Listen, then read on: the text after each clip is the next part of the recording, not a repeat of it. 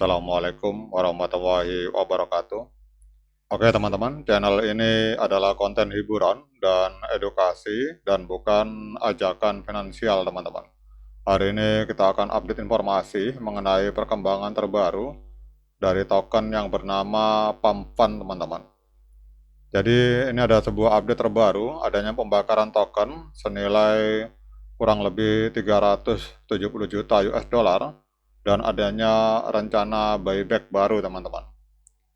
Sebagai langkah tegas untuk memperkuat tokenomik dan kepercayaan komunitas, PAMFUN melakukan pembakaran token PAM senilai kurang lebih sekitar 370 juta US dollar pada tanggal 28 April 2026 teman-teman. Jadi tindakan ini secara permanen menghilangkan sekitar 36% dari pasokan yang beredar yang terdiri dari semua token yang dibeli kembali menggunakan pendapatan platform selama 9 bulan terakhir.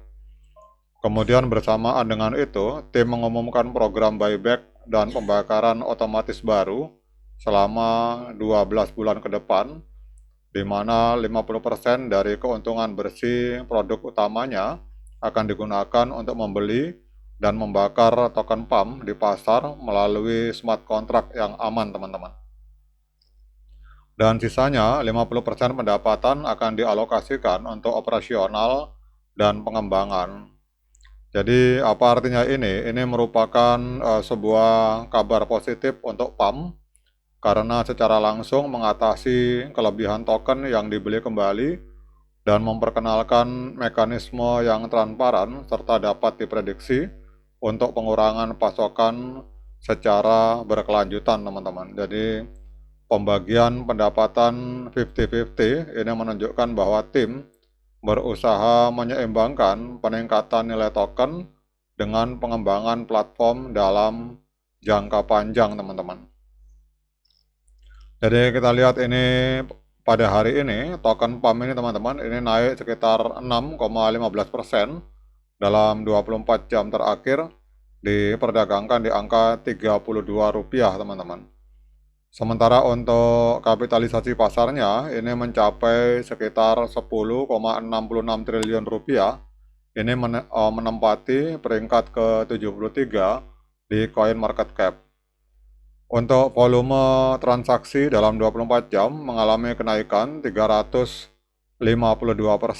Jadi dalam 24 jam terakhir terjadi jual beli token PAMFUN ini di angka 3,77 triliun rupiah teman-teman.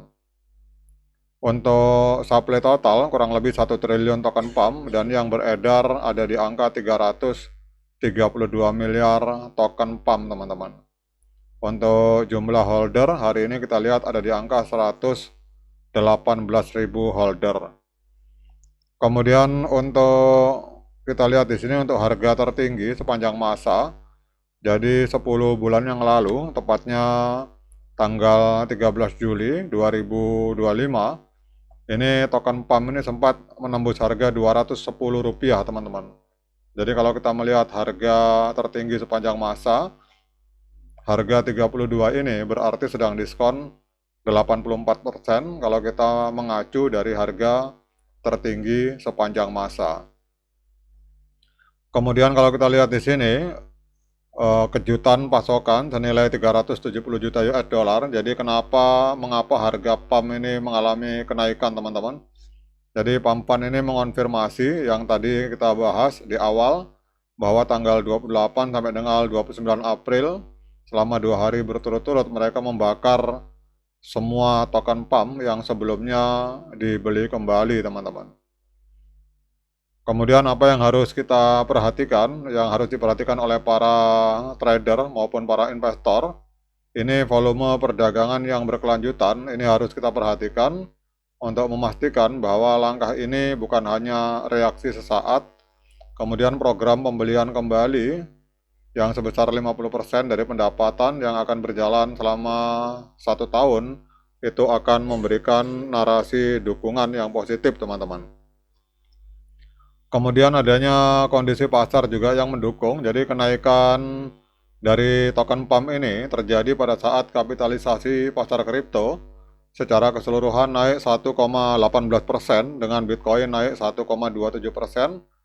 Meskipun kenaikan token pump ini jauh melampaui pasar, teman-teman. Jadi sentimen positif secara umum terlihat dari indeks Fear and Greed yang netral di angka 43 itu memberikan dasar yang stabil sehingga tekanan jual yang lebih luas tidak membatasi lonjakan khusus dari koin ini, teman-teman. Jadi ini adalah sebuah informasi yang luar biasa. Kemudian kita lihat di sini bahwa pergerakan harga ini mematahkan tren penurunan selama 8 hari dengan volume yang melonjak 355% menjadi lebih dari 215 juta US dollar. Ini mengonfirmasi breakout, teman-teman. Kemudian untuk resisten terdekat adalah harga tertinggi baru-baru ini di kisaran 0,0019 atau 0,002, teman-teman. Nah, sekarang kita akan lihat untuk trennya, teman-teman. Jadi kita lihat di time frame hari. Jadi kalau di time frame hari ini trennya sebenarnya adalah tren kenaikan dalam jangka pendek, teman-teman. Kenapa saya katakan tren kenaikan dalam jangka pendek? Karena harga ini kita lihat berada di atas EMA 13 dan EMA 21 di time frame hari, teman-teman. Kemudian sudah terjadi golden cross di mana garis biru ini memotong garis kuning ke atas. Jadi ini mengonfirmasi tren kenaikan dalam jangka pendek, teman-teman. Kemudian kalau secara jangka panjang memang kalau kita lihat trennya masih tren penurunan karena harga masih berada di bawah garis kuning, di bawah EMA 200 hari.